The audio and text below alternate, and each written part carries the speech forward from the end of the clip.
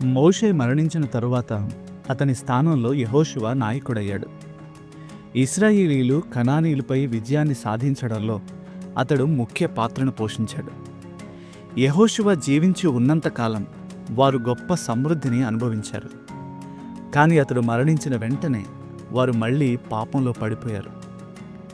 దేవుని నిర్లక్ష్యం చేయడం, అందుకు దేవుడు వారిని శిక్షించడం, తరువాత మళ్ళీ వారు పశ్చాత్తాపపడి తిరిగి దేవుణ్ణి ఆశ్రయించడం, ఇలా ఈ చక్రం 7 సార్లు పునరావృతమైంది.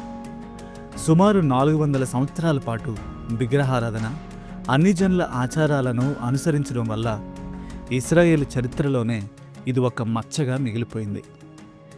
దేవుడు సమూయేలు అనే ప్రవక్తను లేపాడు. వారు దేవునితో నడుస్తూ మళ్ళీ వారు అభివృద్ధి చెందడానికి అతడు సహాయపడ్డాడు. కానీ సమూయేలు తన సొంత కుమారులను నిర్లక్ష్యం చేసినందువలన వారు తప్పుడు మార్గాన్ని ఎంచుకున్నారు.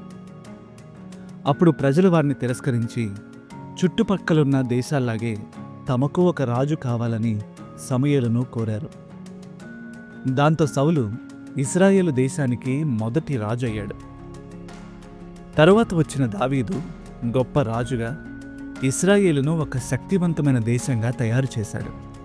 అతని కుమారుడు సొలొమోను దేవుని కోసం ఒక గొప్ప ఆలయాన్ని నిర్మించాడు. కానీ సొలొమోను మరణించిన తర్వాత రాజ్యం రెండుగా విడిపోయింది. ఇశ్రాయేలు బలహీనపడింది. శత్రువులు ఆ దేశాన్ని జయించినప్పుడు చాలామంది ప్రజలు చెరపట్టబడ్డారు. ఇశ్రాయేలు చరిత్ర మొత్తం మనం చూసినట్లయితే తన ప్రజలను హెచ్చరించడానికి, బోధించడానికి, వారికి ఓదార్పు కలిగించడానికి దేవుడు ప్రవక్తలను పిలుచుకున్నాడు. వారిలో 4 ప్రధాన ప్రవక్తలుగా పిలువబడ్డారు.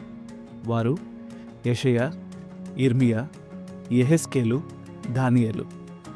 వీరితో పాటు మరో 12 మంది చిన్న ప్రవక్తలు కూడా ఉన్నారు. ఈ ప్రవక్తలందరూ మెస్సయ్య రాకను ముందుగానే ప్రకటించి ఇశ్రాయేలీలంతా దేవుని వాగ్దాన నెరవేర్పు కోసం ఎదురు చూసేలా వారిని నడిపించారు.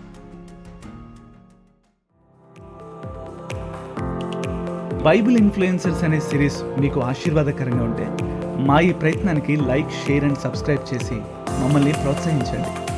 మరొక కొత్త బైబిల్ ఇన్ఫ్లుయెన్సర్తో మీ ముందుకు వస్తాం. Until then, God bless you.